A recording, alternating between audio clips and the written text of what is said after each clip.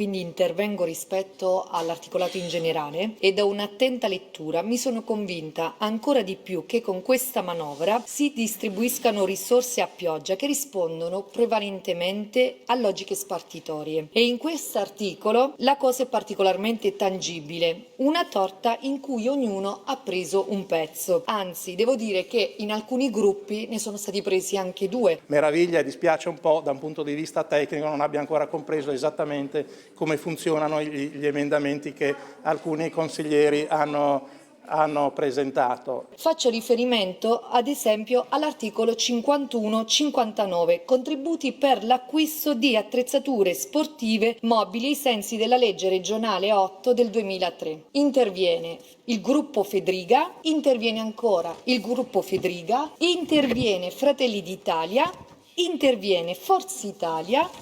Per la Lega intervengono addirittura con 2 emendamenti. Allora trovo appunto questo abbastanza vergognoso, ma soprattutto all'interno di uno stesso gruppo.